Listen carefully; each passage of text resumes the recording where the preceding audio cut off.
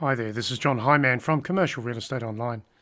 This is another video for my friends in commercial real estate brokerage around the world.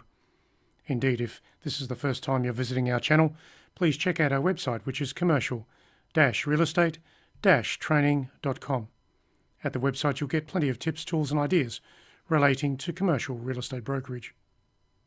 So in today's program, I'm going to cover one part of this matrix. This matrix I use online and also in workshops around the world. There are many hundreds of things in this matrix, but I like to select a particular thing here to help you with your activities as a broker in your location. So when I look at these things, and here they are all now, I'm going to choose one particular topic for today. I'm going to go into market coverage. In going into market coverage, I want you to think about the things that you can get involved in your location to build your market share. So I've put some topics here. I will explain them for you. So let's go a little bit further. Firstly, 2,000 properties. What I'm suggesting here is that you should define a precinct which contains 2,000 properties for your activity. There will be business inside 2,000 properties. In other words, set the roads, set the boundaries in your territory for 2,000 properties, and then dig into those properties, find out who owns them, and find out who the businesses are that are in that particular precinct. Going a bit further, buildings. There'll be different buildings in your location. Of course, you should have a property speciality as part of that. So choose the buildings that you know a lot about by property type and then find out who owns them. Yes, I know it takes a lot of time to do that, but that is the process. And if you make it a small target to find 2 or 3 property owners a day, over 1 year, that builds up into a significant database list of investor owners. Let's go a bit further. Understand the city for what it is. Now, in the city, there will be precincts for you to focus on.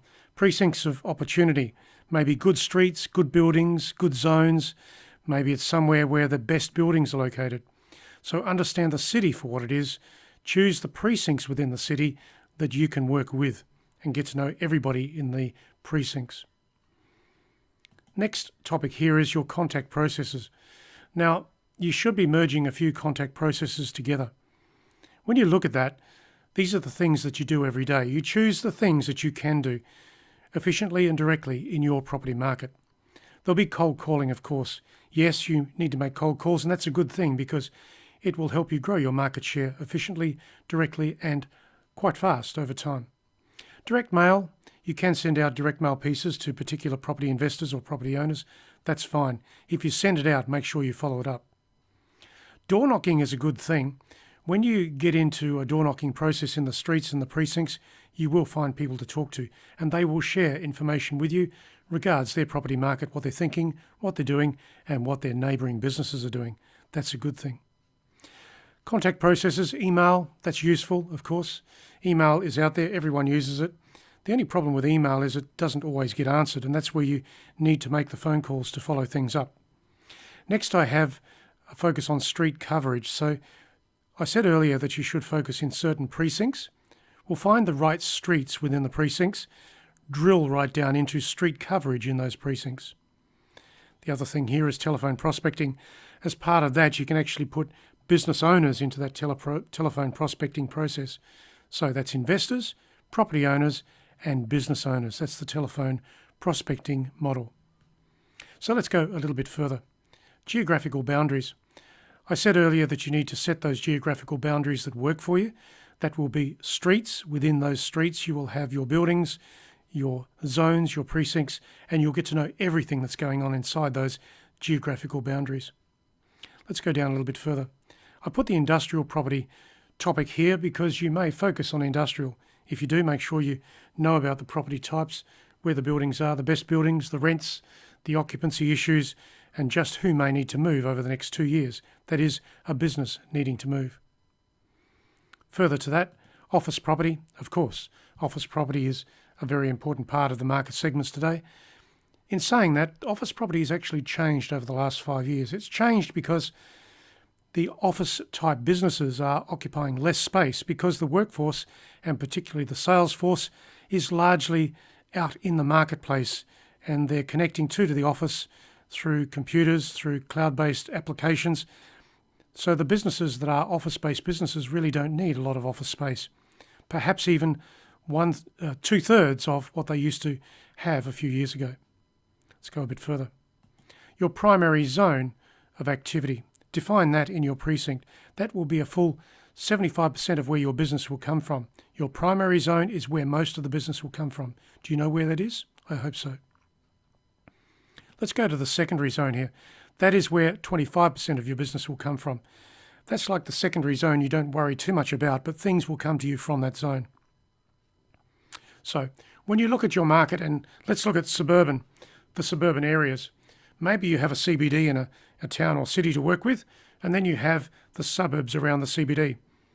Define those suburbs, understand where you're going to work and how you're going to focus.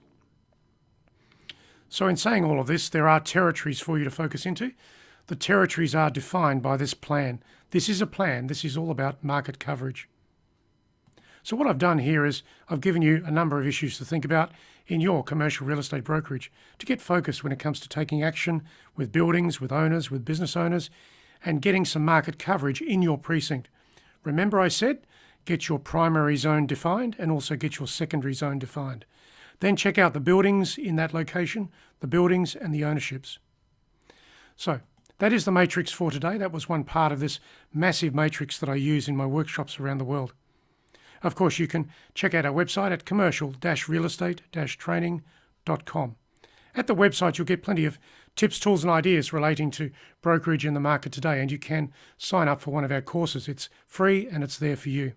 So at the brokerage, and particularly in the brokerage site today, Commercial Real Estate Online, I loaded one article relating to challenges in brokerage today, and I've given you a podcast here for you to look at, a podcast to help you understand what you should be doing as a broker or an agent in your location. Most particularly, the podcast goes into great detail about the things that you can be doing, and you can listen to the audio right there. Just play the audio. It'll take you through the key issues that you can do in brokerage, and you can refine your activities and get better results. So that is the website. That is commercial-realestate-training.com. My name is John Hyman. Thank you for looking at the Matrix today.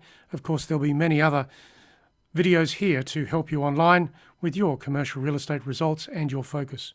This is John Hyman. I'm signing off for now. I'll catch you again very soon online with another video in brokerage activities around the world.